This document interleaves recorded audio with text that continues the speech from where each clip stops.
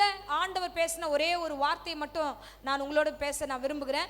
ஏசாயா 49 அதிகாரம் 15வது வசனம். சோ நாம் வாசிப்போம். யாராவது ஒருத்தர் எடுத்து வாசிப்போம். ஏசாயா 49 அதிகாரம் 15வது வசனம். ஸ்திரீயானவள் தன் கர்ப்பத்தின் பிள்ளைக்கு இறங்காமல் தன் பாலகனை மறப்பாளோ? அவர்கள் மறந்தாலும் நான் உன்னை மறப்பதில்லை. ஆமென், ஹல்லேலூயா. யார் மறந்தாலும் கர்த்தர் மறக்க மாட்டார். ஹல்லேலூயா.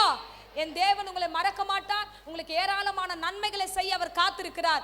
வேதத்துல ஒரே ஒரு சம்பவத்தை நம்ம சொல்றோம் பாருங்க. கெட்ட குமாரனை குறித்து வேதம் சொல்கிறது. கெட்ட குமாரன் தன் நண்பர்களோடு கூட சேர்ந்து போய் பாவத்துல விழுந்தா. தன்னுடைய ஆஸ்திகள் எல்லாத்தையும் அப்பா கிட்ட கேட்டு சண்டை போட்டு பாவத்துல போறான். என்ன பாவத்துல? விபச்சாரம், பாவம், எல்லா சூழ்நிலையிலும் அவன் தள்ளப்படுகிறான்.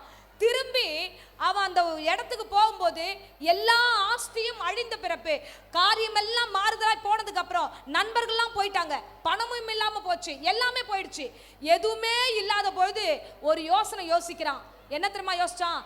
எங்க அப்பா கிட்ட போனா வேலைக்காரன் கூட திருப்தியா சாப்பிட்றான், நான் மட்டும் என் பசியா இருக்கணும், பட்டினியா இருக்கணும் அப்படின்னு நினைச்சு தான் அப்பா கிட்ட போலான்னு அவன் கடந்து வந்தான். கடந்து வரும்போது தெருமுனையில அவங்க அப்பா காத்துக்கிட்டு இருக்காரு. ஓடி வராரு, கட்டி பிடிக்கிறாரு, அவனுக்கு வஸ்திரத்தை கொடுக்கிறாரு, அவனுடைய காரியம் எல்லாம் வந்து திரும்ப கொடுக்கப்படுது.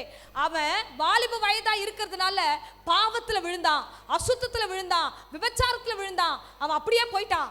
ஆனா புத்தி தெளிந்த பொழுது அப்பா கிட்ட வரான். இன்னைக்கும் நீ எப்பேற்பட்ட பாவத்துல இருந்தாலும் சரி, நீ திரும்பி வா. நீ திரும்பி வந்தீனா இயேசுன்ற ஒரே ஒரு வார்த்தை சொன்னா கர்த்தர் உங்கள் வாழ்க்கையில ஒரு பெரிய மாற்றத்தை தருவார். அப்பா உனக்காக வெயிட்டிங், ஜீசஸ் உனக்காக வெயிட்டிங். என் அன்பு மகளே, என் கர்த்தர் உங்களோடு சொல்கிறார், நீ திரும்பி வரும்பொழுது அவர் உனக்காக காத்திருக்கிறார். அவர் தான் சொல்கிறார், நான் உன்னை மறப்பதில்லை. நீ என்னை மறந்து ரொம்ப தூரம் போயிட்ட, எனக்காக ஊழியம் செய்யாம ஓடி ஒளிஞ்சிட்ட, நான் உனக்கு செஞ்ச நன்மைகளை கூட மறந்துட்டு பாவத்தோடு கூட சில விஷயங்களை செஞ்சுட்ட.